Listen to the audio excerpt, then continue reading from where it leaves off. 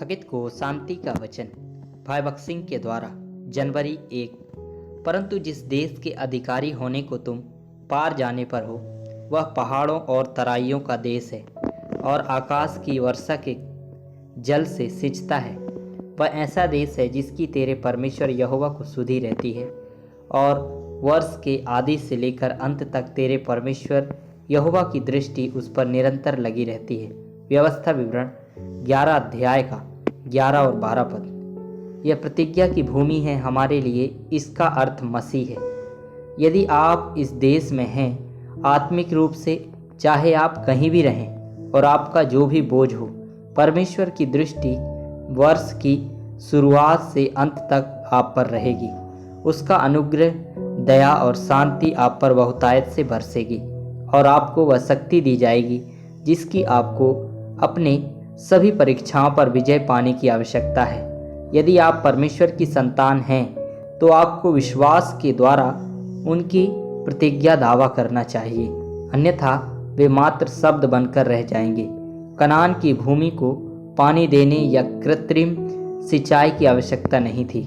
वह ऐसा देश था जो आकाश की वर्षा का जल पीता था। पद 11। जब इज़राइल की संतान ने देश में प्रवेश किया तब वह एक सिरे से दूसरे सिरे तक बहुत उपजाऊ था। यह भूमि प्रभु यीशु मसीह का प्रतिरूप है। उनमें हमारे पास सारी परिपूर्णता है और हमें किसी भी चीज़ के लिए परेशान या चिंतित होने की कोई आवश्यकता नहीं है, क्योंकि वह हमारी सभी ज़रूरतों को पूरा करता है, बशर्ते हम जानते हैं कि कैसे उसकी आज्ञा माननी है और अपनी सभी ज़रूरतों को प्रार्थना में उसके सामने लाना है। परमेश्वर ने बार बार इजरायलियों को बहुत स्पष्ट रूप से कहा है कि यदि वे उसकी आज्ञाओं का पालन करेंगे तो वह उन्हें आशीर्वाद देगा और यदि वे अन्य देवताओं के पीछे चलेंगे तो उन्हें दंड देंगे।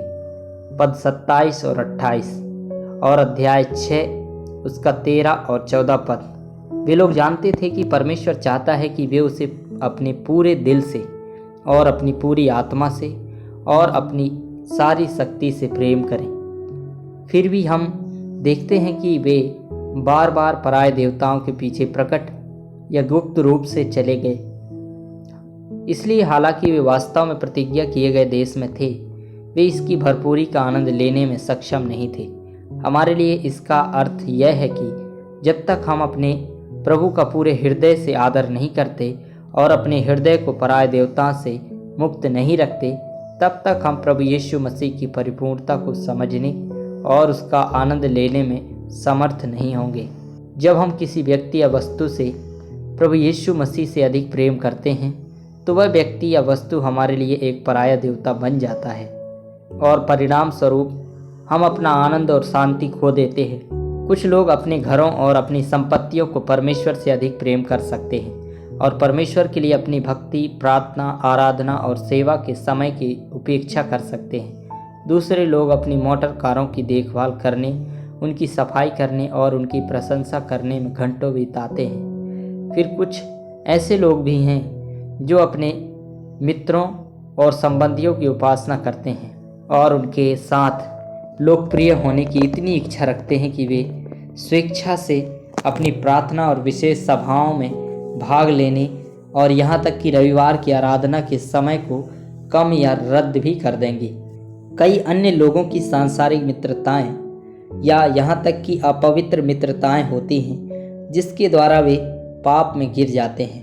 पैसे का मोह भी एक अजीब देवता बन सकता है। कुछ लोग जो कुछ उनके पास है उससे संतुष्ट नहीं हैं और किसी तरह से अपनी आय में वृद्धि करना चाहते हैं और फिर उनके पास निजी प्रार्थना या पारिवारिक प्रार्थना के लिए भी एक समय नहीं है और वे पूरी तरह से परमेश्वर के घर की उपेक्षा करते हैं। कुछ पत्नियां सोने और चांदी को अपने पराये देवताओं के रूप में रखती हैं। कुछ लोगों के लिए उनके रेडियो, टीवी, आजकल मोबाइल फ़ोन उनके पराये देवता हैं और इस प्रकार बाइबल पढ़ने और प्रार्थना और रविवार की आराधना करने की उनकी इच्छा भी खो जाती है।